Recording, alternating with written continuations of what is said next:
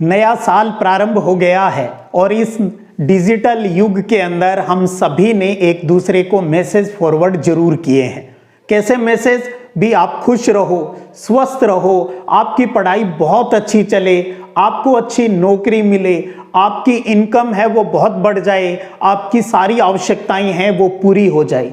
ऐसे मैसेज हमने हमारे दोस्तों को, हमारे रिश्तेदारों को उनकी भलाई के लिए, उनके विकास के लिए भेजा है।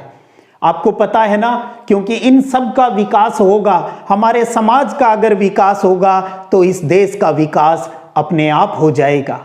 क्या आपको पता है, यही चीजें तो हम भूगोल में पढ़ते हैं। आज हम इन्हीं के ऊपर बात करेंगे। जय हिंद दोस्तों, जय हिंद बच्चों। ज्योग्राफी रैपिड रिवीजन क्लास के अंदर आपका स्वागत है और आज हम आपकी भूगोल की पहली बुक का जो चौथा चैप्टर है मानव विकास, उसको बोर्ड परीक्षा के लिहाज से अच्छे से आज रिवीजन करेंगे और एक एक और डेढ़ नंबर के प्रश्नों को आज अच्छे से सलटा देंगे। चलिए स्टार्ट करते हैं मानव विकास को लेकर। इसमें एक शब्द है विकास।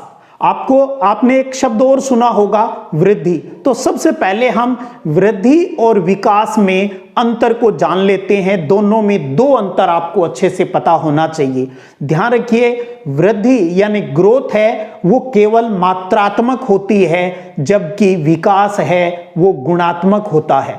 और दूसरा अंतर, वृद्धि धनात्मक या ऋणात्मक किसी भी प्रकार की हो सकती है, जबकि विकास हमेशा हमेशा धनात्मक होता है, सकारात्मक होता है। तो बात करते हैं मानव विकास का प्रतिपादन है वो किसने किया। तो आपको पता होगा उन ताऊजी का नाम, और उनका नाम है महबूब उल हक। महबूब उल हक जो कहाँ के थे?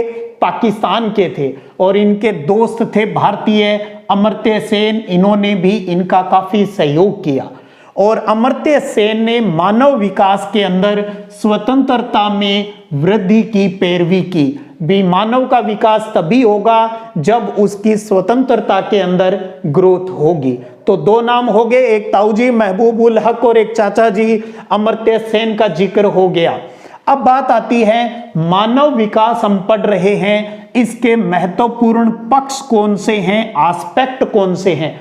ध्यान दीजिएगा, चाहे आपसे पक्ष पूछ ले और चाहे आपसे मानव विकास को मापने वाले सूचक पूछ ले। भी मानव विकास को हम जब मापते हैं तो उनमें किन सूचकों का इस्तेमाल करते हैं। चाहे महत्वपूर्ण पक्ष पूछे, चाहे सूचक पूछे, तीन नाम याद रखिएगा: शिक्षा, स्वास्थ्य और संसाधनों तक पहुंच। इसका मतलब होता है संसाधनों तक पहुंच का क्रय शक्ति यानी खरीदने की क्षमता। इसका मतलब हमारे पास क्या होने चाहिए? हमारे पास इनकम होनी चाहिए, इनकम के सोर्स होने चाहिए, पैसे हमारे पास होने चाहिए। तो तीन, शिक्षा, स्वास्थ्य और संसाधनों तक पहुंच, यही मानव विकास के तीन महत्वपूर्ण पक्ष और मानव विकास को मापने वाले तीन सूचक है। अब बात आती है भी मानव विकास का हम इन सूचकांकों के आधार पर जब मापन करते हैं, अर्थात हम उसका एक इंडेक्स तैयार करते हैं जिसको हम कहते हैं HDI, ह्यूमन डेवलपमेंट इंडेक्स, मानव विकास सूचकांक तैयार किया जाता है। ये मानव विकास सूचकांक भी ताऊजी ने ही दिया था, ध्यान रख लीजिएगा, महबूब उल हक ने। और HDI का जो स्कोर होता है वो 0 से 1 होता है, यानी जितना हम 1 के पास जाएंगे इसका मतलब उस क्षेत्र का, उस देश का विकास है वो बहुत ही हाई लेवल का है, और जितना 0 के पास आएंगे इसका मतलब वहां का डेवलपमेंट विकास है वो बहुत ही कम है।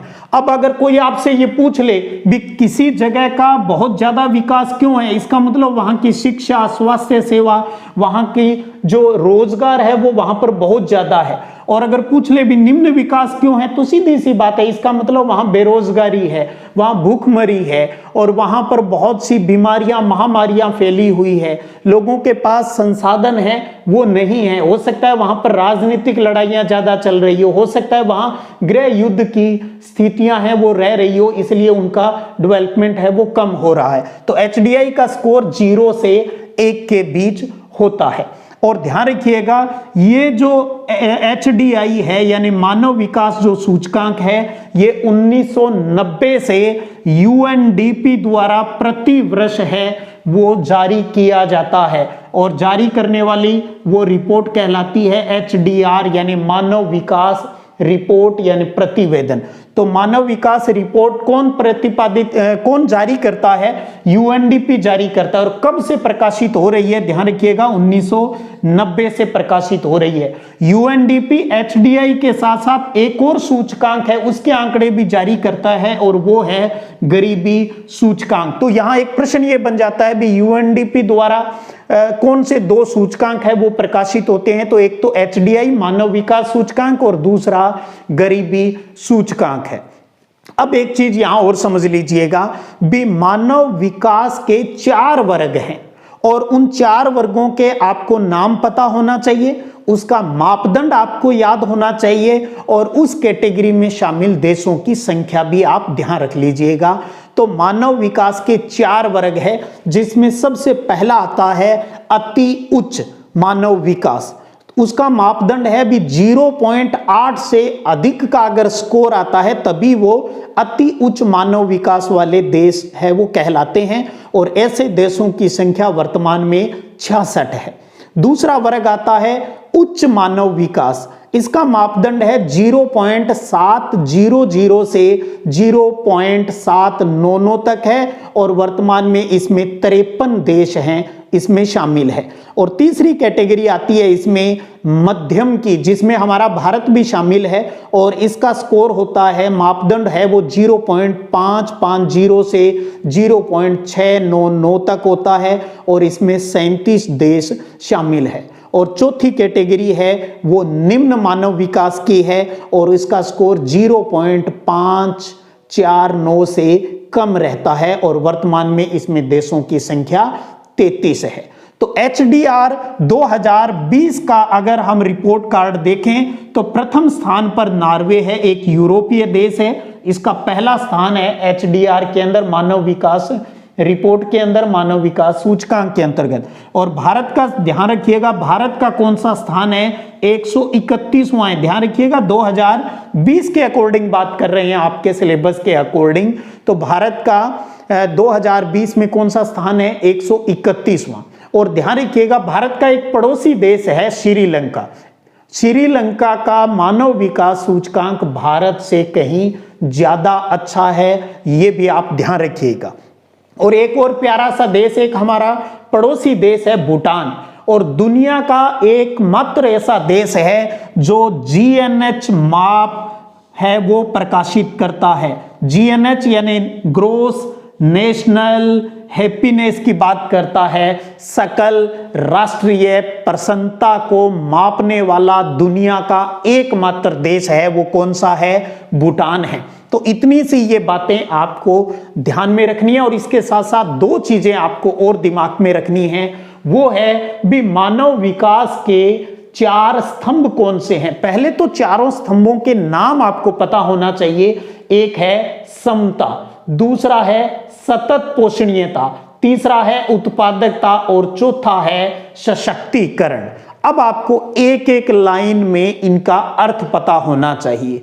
तो पहला स्तंभ, पहला पिलर, यानी जैसे चारपाई के 4 पाए होते हैं ना, तो मानव विकास के भी 4 पिलर हैं, ये 4 स्तंभ कहा जाता है। जिसमें पहला आता है समता, यानी समानता की बात हो रही है। शब्द पर गौर कीजिएगा भी प्रत्येक व्यक्ति को समान अवसर मिलने चाहिए, हर व्यक्ति के साथ समानता का व्यवहार होना चाहिए, उसके साथ आयु, जाति, लिंग के आधार पर किसी प्रकार का भेदभाव नहीं होना चाहिए।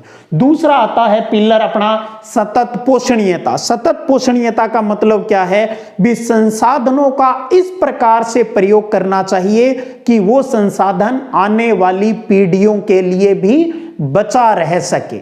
और तीसरा आता है उत्पादकता।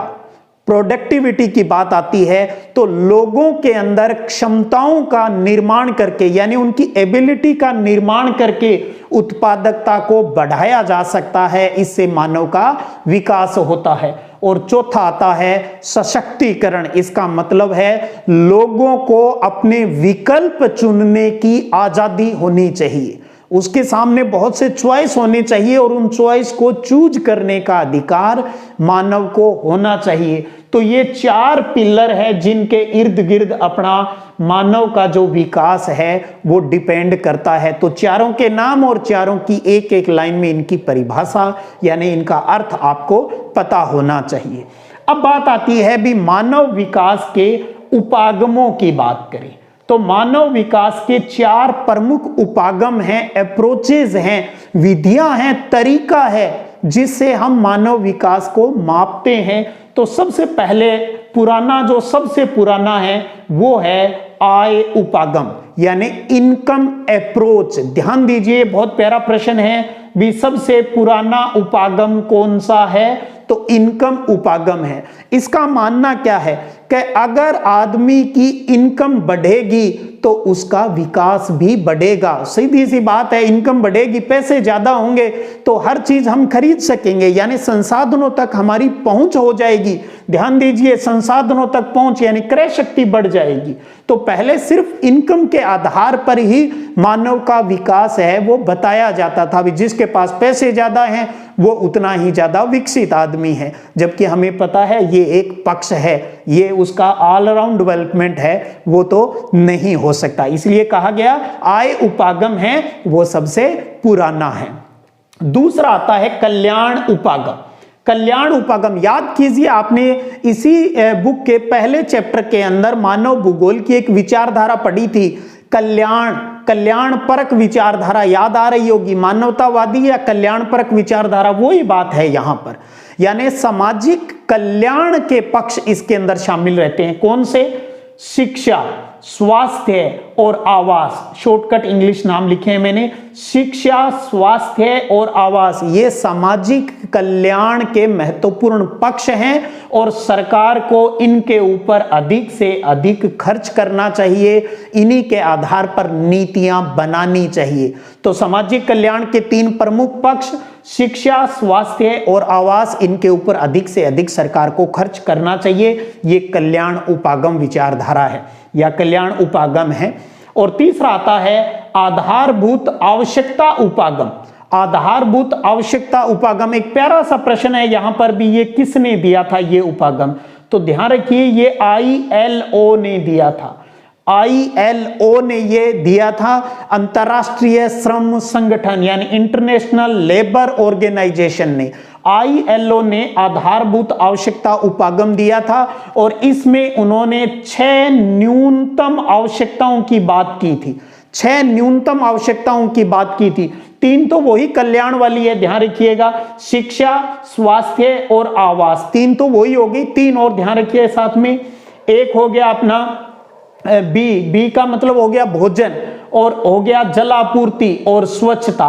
तो भोजन, जलापूर्ति और स्वच्छता, ये और 3 शामिल कर लें तो 6 हो गए ना। शिक्षा, स्वास्थ्य, आवास और भोजन, जल यानी जल की आपूर्ति, पीने का पानी मिलना चाहिए, और स्वच्छता, ये 6 मूलभूत आवश्यकताएं हैं, न्यूनतम मूलभूत आवश्यकताएं हैं, ये हर इंसान को मिलनी चाहिए। तो ये आधारभूत आवश्यकता उपागम के 6 नाम हो गए। और चौथा आता है वो है क्षमता उपागम। हमने यहां पर भी उत्पादकता के अंदर एक लाइन बोली थी, आपको अगर याद आ रहा हो, कि लोगों में क्षमताओं का निर्माण करके उत्पादकता को बढ़ाया जा सकता है, उससे मानव का विकास होता है। वही बात ध्यान रखिएगा यहां काम आ जाएगी, क्षमता उपागम। एक तो ये ध्यान रखिए, सबसे पहले भी क्षमता उपागम अप्रोच है वो किसने दी? अमर्त्य सेन ने दी है, अमर्त्य सेन ने दी। क्या संसाधनों तक पहुंच के लिए, संसाधनों तक पहुंच के लिए यानी उस चीज को क्रय करने के लिए, उस चीज को खरीदने के लिए लोगों में क्षमताओं का निर्माण करके मानव के विकास को बढ़ाया जा सकता है। ये बात किस में आती है? क्षमता उपागम के अंदर आती है। तो ध्यान रखिएगा, मानव विकास की इन मूलभूत बातों को आपको दिमाग में रखना है। 1 नंबर का प्रश्न आए चाहे 1.5 नंबर का प्रश्न आए बोर्ड में, इससे बाहर कुछ नहीं मिलेगा। तो अच्छे से इस वीडियो को समझ लीजिएगा, आप अपने दोस्तों को शेयर भी कीजिएगा ताकि इस रैपिड रिवीजन क्लासेस से आपके साथ साथ आपके सब दोस्तों का विकास हो सके, उनके भी अच्छे मार्क्स आ सके, वो भी अपने सपने सच कर सके और एक दिन उनमें इतना कॉन्फिडेंस लेवल बढ़ जाए वो एक अच्छी नौकरी प्राप्त कर सके, उनकी सभी आवश्यकताएं पूरी हो क्योंकि संसाधनों तक उससे पहुंच बढ़ जाएगी, उनका स्वास्थ्य अच्छा रहेगा, दीर्घ आयु को प्राप्त करेंगे, वो स्वस्थ जीवन जी सकेंगे। इसलिए अपने दोस्तों को भी इस वीडियो को जरूर शेयर कीजिएगा। चलिएगा अगले रैपिड रिवीजन के अंदर हम वापस रुक करेंगे आपकी सेकंड बुक की तरफ और उसके तीसरे चैप्टर मानव विकास के ऊपर। मैंने कहा ना मिलते जुलते चैप्टर है वो एक साथ पढ़ेंगे। फर्स्ट बुक का चौथा चैप्टर और सेकंड बुक का थर्ड जो चैप्टर है वो एक ही टॉपिक से रिलेटेड है, बस वहां पर हम इंडिया के संदर्भ में रिवीजन है वो करेंगे। तो चलिएगा फिर मिलेंगे, तब तक जय हिंद जय भारत।